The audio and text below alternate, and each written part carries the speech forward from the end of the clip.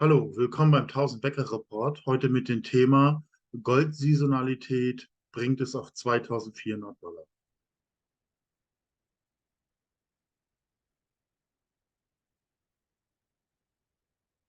Disclaimer.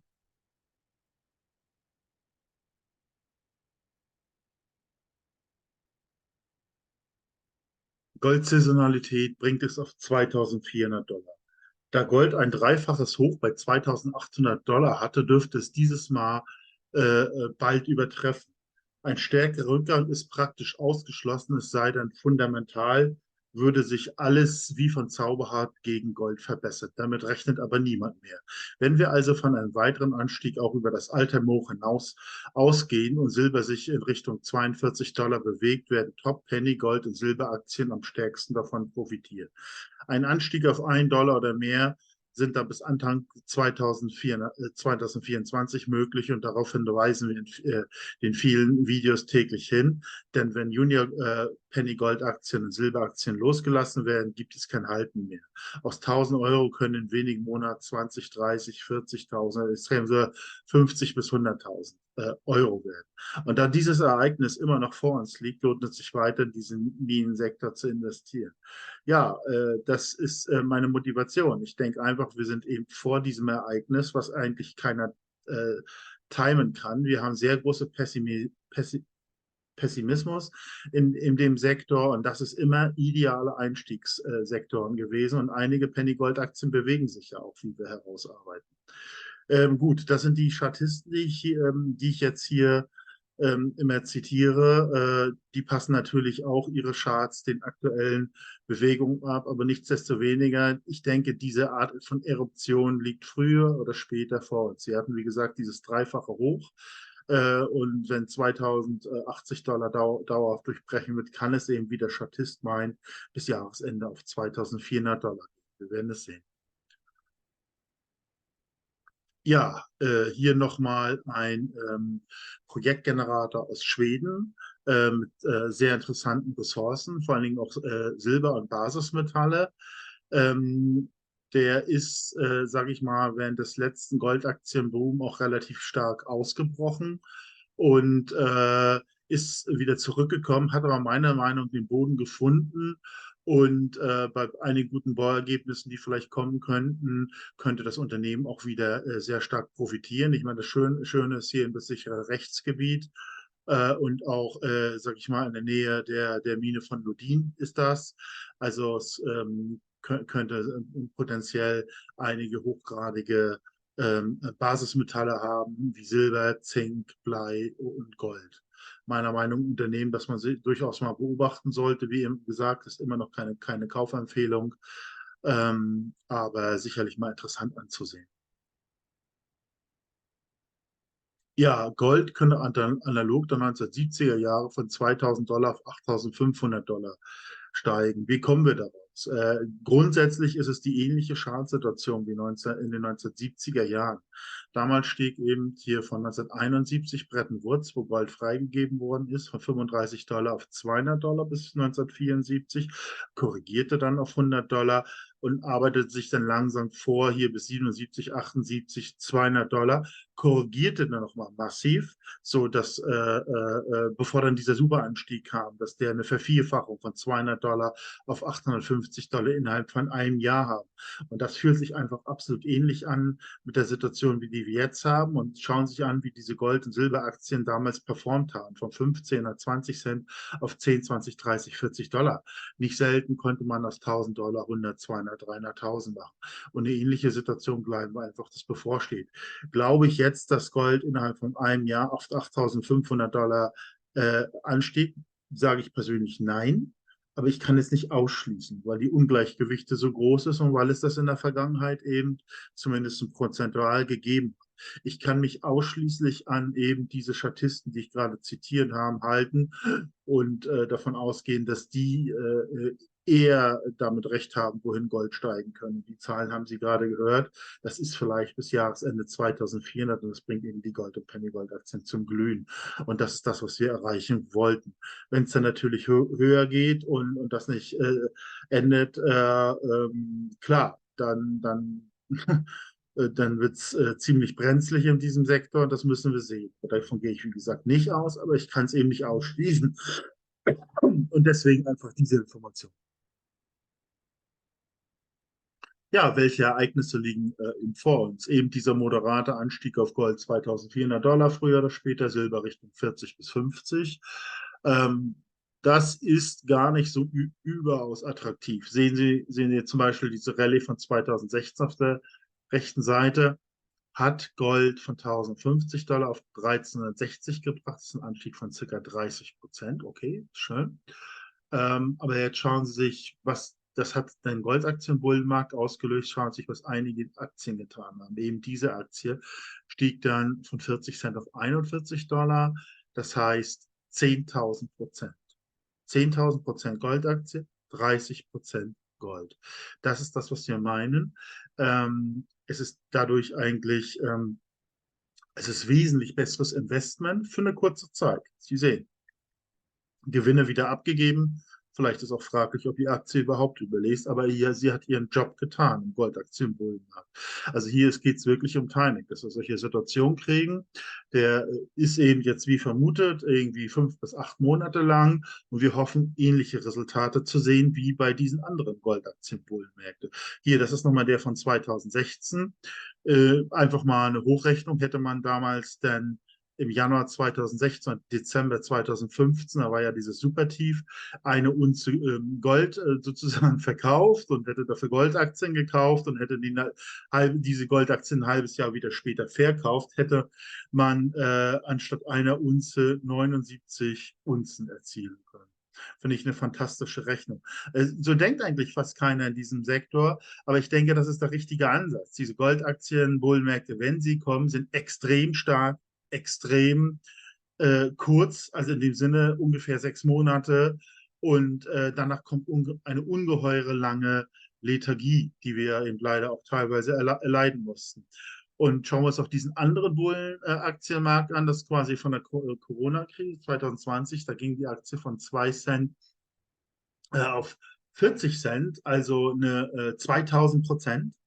Und Gold ist vielleicht um 20, 25% gestiegen. Man kann also mit Fug und Recht sagen, diese Goldaktie stieg 100-mal mehr als Gold selbst. Und das ist einfach unvorstellbar.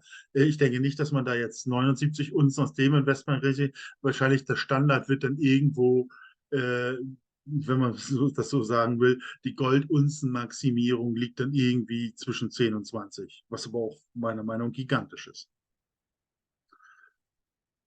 Ja, wir haben immer noch eine extreme Unterbewertung bei Gold- und Silberaktien. Das hängt eben damit zusammen, ja, schwer zu sagen. Man kann es eigentlich nicht sagen. Es hat keine Logik, gerade weil wir vor Gold- und Silberbullenmärkten in jedem Fall stehen. Aber wir können es nur feststellen. Also die Gold- und Silberaktien sind 1996, wie Sie sehen, das ist Verhältnis Goldaktien Gold gemessen, in einem Bärenmarkt. Keiner versteht das. Was wir aber sehen, ist eben, dass wir jetzt die letzten Jahre ja eindeutig einen Boden gehabt haben und die Statisten gehen von einer gewaltsamen Eruption sozusagen oder ein Zurückschnappen der Goldaktienbewertung in den Medienbereich aus. Und wenn das passiert, kann es natürlich auch noch hochschleudern nach ganz oben. Dann sind sie wieder völlig überbewertet. Also sowas in der Art und glauben wir, dass bevorsteht. Gleichzeitig haben wir auch nochmal eine enorme Diskrepanz zwischen absoluten Junior- und Explorationsaktien und Senior-Aktien. Und da haben wir ein ähnlich interessantes Muster. Immer wenn das weit auseinander war, war das ein toller Zeitpunkt, Goldaktien überhaupt zu kaufen. Hier Anfang der 2000er Jahre, hier Finanzkrise 2009, aktuell, ja, und eben 2016 auch nochmal bei diesem Tief sozusagen. Das war dieses Tief, von dem wir gesprochen haben. Aber es war, wie gesagt, ein kleiner Babybullenmarkt. Normalerweise müssen die sich halt berühren sozusagen. Ja, also es sind mindestens zwei Argumente, die für Goldaktien sprechen und deswegen glauben wir, dass es so unglaublich explosiv ist, wenn Gold sich jetzt dauerhaft über 2000 $ etabliert und natürlich eben auch Silber Richtung 40 bis 50 steigt. Ja, wie hätte man 1970 im Goldaktienbullenmarkt optimal gespielt? Ja, man hätte, so wie wir das jetzt, sage ich mal, schon mit dieser Goldmaximierung getan haben, das einfach als striktes Maximierungstool sehen. da keine Emotionalität oder irgendwie sogar das als Investment, weil es ist eine Spekulation. Es geht darum, dass diese extrem unterbewerteten Goldaktien in einer Rieseneruption und hoffentlich mit einer breiten Signalwirkung, dass die Massen reingehen und das hochtreiben, der Markt ist total end. Da kann es eben, wie wir das gesagt haben, bis zu Verhundertfachung geben aus dieser Situation. Und das gilt es auszunutzen. Mehr ist das nicht, aber man muss vorher positioniert sein. So, und das kann dauern, dauern, dauern. In unserem Fall dauert es. Wir hatten jetzt seit 2016 eben zwei Goldaktien Babybullenmärkte. Auch da ist es eben schwer, die wieder zu verlassen, weil die noch nicht die gewünschte Höhe erreicht haben. Wir hoffen jetzt eben auf den primären Anstieg früher oder später, wie es eben auch damals war. Und da ging es dann hoch und da musste man vorher auch drin sein. Da gingen dann viele diese Penny-Gold-Aktien enorm hoch in den Dollarbereich, Mehr-Dollar-Bereich. Viele haben sich verhundertfacht und mehr. Und das ist hier schematisch angedeutet. Man hätte also jede Menge Goldaktien kaufen sollen, gute beobachten, vielleicht verteilen und so weiter und so weiter. Das aussitzen, bis dann der primäre Schub kommt. Dann aber allerdings auch verkaufen das Ganze. Und damals wäre es eben optimal gewesen, hätte man das dann in klassische Werte wieder investiert, zum Beispiel Ende 1979, 1980, wie zum Beispiel Berkshire Hathaway oder Top-Standardaktien oder auch Einkommen produzierende Häuser. Das ist dasselbe sozusagen. Jedenfalls das Beispiel, da hätte $50 Investment eine Goldaktie, hätte dann bis 1999 durch diesen Wechsel Goldaktienmaximierung, Gewinne und dann Berkshire Hathaway hätte $1 Million gebracht. Und das ist meiner Meinung also mit 2 Klicks und man baut langfristig ein Riesenvermögen auf. Und man kann nicht nur $50 investieren, das ist ganz klar, sondern auch schon zum damaligen Zeitpunkt hätte man vielleicht 100 verschiedene Goldaktien investieren können und gute nachkaufen können und so weiter. Also hätte man wesentlich erfolgreich sein, ohne irgendeinen Stress an der Börse zu haben. Ne? Klar, man hat keine Kristallkugel, das ist eben tatsächlich der Blick zurück, aber der soll uns ja helfen, in Zukunft bessere Entscheidungen zu treffen. Ja, EGNOS 2, EGNOS 3, damit meinen wir Goldaktien gegenüber hoch. Gleichzeitig sind die meines Erachtens auch irgendwo ein Krisenparameter. Wenn die hoch sind, wird das viele Liebhaber finden, Goldaktien, nicht nur bei Investoren, auch bei Politikern, besonders der produzierenden Länder. Das kann zu Verstaatlichung, Extrabesteuern kommen. Aber auch unsere eigenen wunderbaren Regierungen könnten Appetit bekommen, könnten hier und da eingreifen. Dann haben wir die Bankenkrise. Man ist denkbar, dass sie sich hier und da vergreifen oder dass Auszahlungsgrenzen kommen. Also besser dürfte es nicht werden. Und wir müssen im Grunde genommen davor kommen. Also im Grunde genommen ist das Beste, wir haben jetzt irgendwann einen absolut massiven Anstieg von Gold- und Silberaktien und wirklich alle sind überrascht, wirklich alle. Vom hiesigen Bankensystem, von den produzierenden Ländern und auch alle anderen Investoren. Die sollen uns das ja abkaufen sozusagen. Also es muss richtig, hups, es geht hoch, die Masse ist bei $1, dann diese Goldaktien strömen die rein und treiben es idealerweise irgendwo zwischen 3 und $10 diese Penny-Gold-Aktien hoch. Das heißt, es sind dann die Leute, die das abkaufen, sich dazu dann freuen können, Goldaktien zu besitzen. Wir wissen aber nur, es ist ein Maximierungstool, zum Beispiel für Gold. Ja, warum dieser Fokus auf Gold? Weil es eben 1980 dann irgendwann seinen Maximalwert erreicht hat. Für eine Unze Gold konnte man einen Dow kriegen 1980 und Sie sehen, der rote Pfeil geht diesmal noch weiter runter. Das heißt, man kriegt möglicherweise diesmal 2 oder sogar 4 Dow.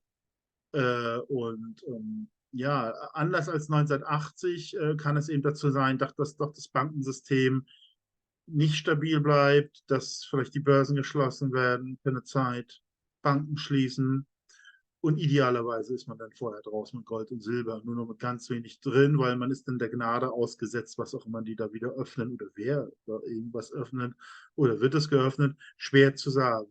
Um diese Diskussion nicht zu haben, reden wir eigentlich wollen wir am Ende mehr Gold und Silber haben, warten ab, was passiert und reinvestieren dann ab diesem Punkt. Mike Maloney hat herausgefunden, man konnte 1980 für 500 Unzen Silber ein Haus kaufen. Nun wird es mindestens doppelt so heftig, zumindest nach diesen Charts. Das heißt, stellen Sie sich darauf ein, dass nur circa die Hälfte, also 250 Unzen bis 300 benötigt wird, ein Standardhaus kaufen zu können.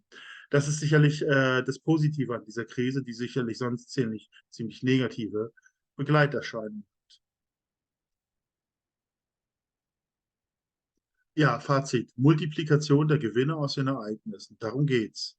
Wir haben eine total verzerrte Situation, dann riesige Schulden. Da kann nichts mehr bedient werden, auch nicht zurückgezahlt werden. Es muss entwertet werden, auf welchem Wege die das auch machen, durch irgendwelche Cuts oder Inflation oder beides synchron oder nacheinander. Oder in unserem Fall machen sie es erst durch Inflation. Wir kriegen die Goldaktienrallye und dann machen sie einen systemischen Cut und schneiden irgendwas.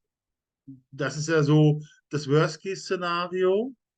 Ähm, Möglicherweise kommt es aber nicht so. Möglicherweise, wie jetzt zum Beispiel ja andere Chartanalysten glauben, wie der Gredi, glaubt, das ist eine Rohstoffhause und die geht dann bis 2032 und dann ist Silber auf 370. Ja, who knows, kann ich da nur zu sagen. Also ich sehe das, ich gucke eigentlich jetzt nur, gehen die Goldaktien hoch, gehen sie in den Dollarbereich, gehen sie in den Mehrdollarbereich, kann ich davon mehr Gold und Silber kaufen, dann muss man erstmal abwarten, aus meiner Sicht. Ja, also was kann man tun? Man kann zum Beispiel 200 $ jetzt nehmen. Das ist vielleicht das Äquivalent der 50 $ von 1980. Investiert sie in verschiedene Goldaktien zum Beispiel, die dann im Schnitt und hier mal die Schnitt in den nächsten 6 bis 8 Monaten für 25-fach. Was macht man dann mit diesem Geld? Könnte das dann sozusagen rausgehen und in was anderes investieren. Man kann aber auch mehr Gold und Silber kaufen. Aber Gold und Silber hat noch nicht seine Maximalwerte erreicht, die ja Egon von Dreherz etc. und Mike Maloney berechnet. Die glauben ja, das steigt dann auf 8.000 Gold und Silber 300 $. Heutige Kaufkraft. Also das heißt, deswegen der Faktor 4.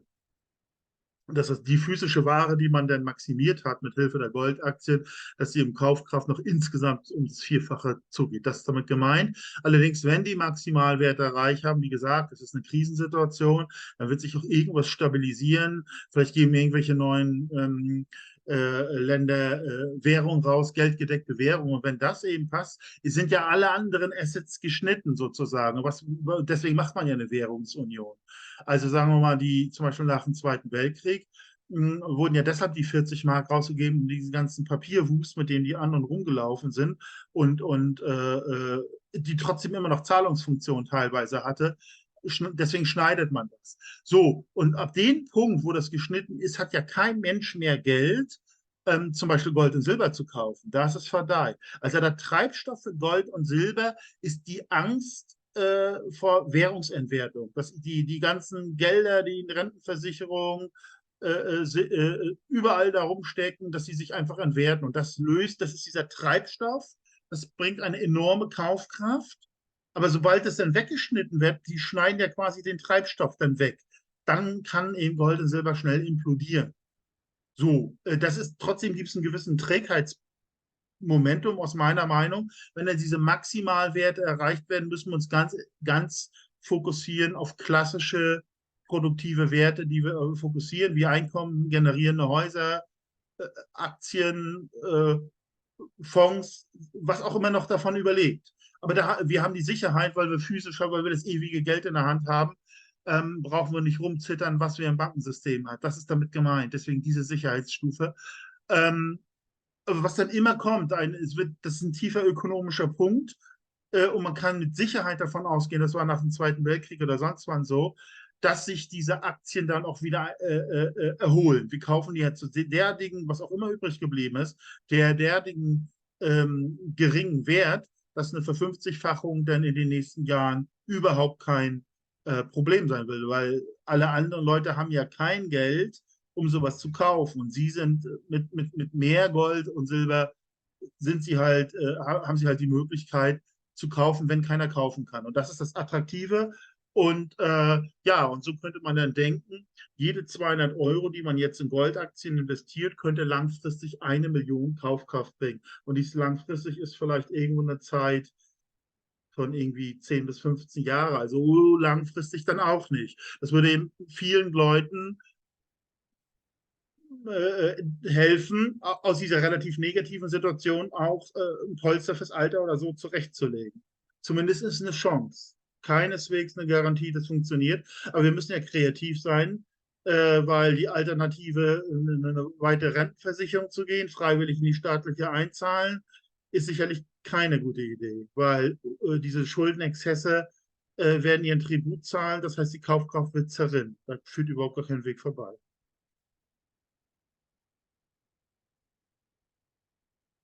Ja, 1000-Becker-Report. Wir versuchen eben diese Aktien zu identifizieren, am moderaten, hohen und sehr hohen Risiko zu sortieren. Wir versuchen, einen Potenzialfaktor zu rechnen. Er berechnet sich aus Anzahl der Unzen, Grad des Goldes, Länderrisiko, Exit-Strategie, wo wir einige Firmen schon identifizieren, die man vielleicht in der Zukunft kaufen kann oder eben auch teilweise auch schon früher kaufen kann. Sagen wir mal so, es ist ja nicht so easy. Wir haben ja keine Kristallkugel. Das heißt, wenn die Goldaktien hoch ist, ist Goldaktien zum Beispiel in 6 Monaten, ist definitiv kein gutes Investment. Es ist anfällig für Rückgänge aller Art und eben Verstaatlichung. Da kann es unter Umständen immer Sinn machen, auch nochmal in Aktien dann zu investieren, wie auch immer. Möglicherweise wird ja auch diese Goldaktien-Rallye, die jetzt kommt, äh, dann von einem allgemeinen Börsenzusammenbruch versucht auch wieder zu begrenzen oder einzufangen. Das ist denkbar, dass sie so vielleicht dann den Anstieg von Gold und Silber wieder versuchen zu stoppen, zumindest für eine Zeit. Und in dieser Konstellation macht das Sinn.